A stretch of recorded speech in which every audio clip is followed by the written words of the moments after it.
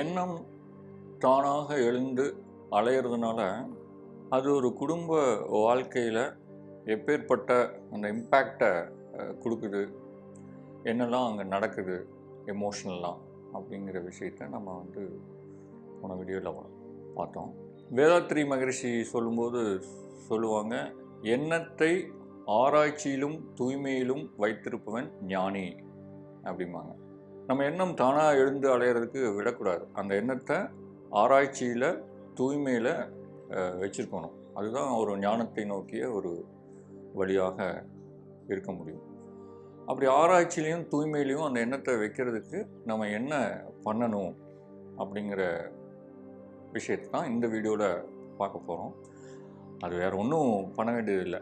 எல்லா ஞானிகளும் சொல்லக்கூடிய தியானம்தான். அதுதான் அதுக்கு ஒரே வழி. இதில் ஓஷோ சொல்லக்கூடிய ஜார்ஜன் தியானம் அப்படின்னு ஒரு தியானம், இந்த டாப் மோஸ்ட் தியானங்கள்லேயே அதி அற்புதமான தியானம் அது. அந்த தியானம் என்னென்னா ரொம்ப சிம்பிளாக 2 லைனில் அவர் சொல்லுவார். Sitting silently and doing nothing, the spring comes, the grass grows by itself. நீ பாட்டில் அமைதியாக உக்காந்துரு, எதுவும் பண்ணாத. காற்று வருது, ஸ்ப்ரிங் வருது, புல் தானாகவே வளருது. ஒரு புல் வளர்கிறதுக்கு நீ எந்த ஒரு முயற்சியும் செய்ய வேண்டிய அவசியம் கிடையாது. அது மாதிரி நம்ம எண்ணம் வரக்கூடாது அப்படின்னு நிறுத்துறதுக்கு நமக்கு எந்த இதுவும் கிடையாது. நம்மளால் அந்த மாதிரி நிறுத்த முடியாது. ஆனால் அது நிற்காது அப்படின்னு அர்த்தம் கிடையாது. ஸோ நம்ம என்னென்னா, ஏதோ ஒரு டைமை தேர்ந்தெடுத்துக்கிட்டு அமைதியாக கைகளை கோர்த்து நல்லா முதுகை நல்லா நேராக அப்படி வச்சுக்கிட்டு உக்காந்துக்கிறோம். ஒரு குறிப்பிட்ட நேரம், ஒரு குறிப்பிட்ட இடம் அதை வச்சுக்கிட்டா ரொம்ப நல்லதுன்னு ஓஷோ சொல்லுவார்.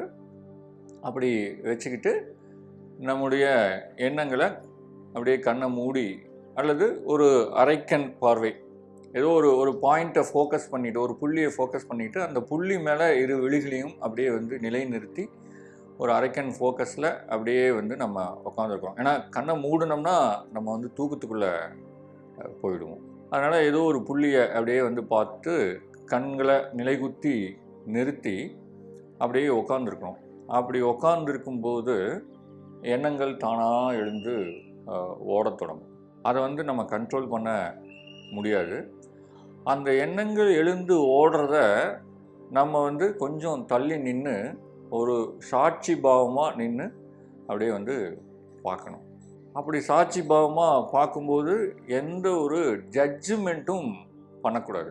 ஜட்ஜ்மெண்ட் அப்படின்னா, இது நல்ல எண்ணம், இது கெட்ட எண்ணம், எனக்கு போய் இந்த மாதிரி காமம் சார்ந்த எண்ணங்கள் வருது, நான் எவ்வளோ வருஷமாக மெடிடேஷனில் இருக்கிறேன், எனக்கு போய் இந்த மாதிரி காமம் குறித்த எண்ணங்கள் எழுது, இதெல்லாமே ஜட்ஜ்மெண்ட்ஸ்.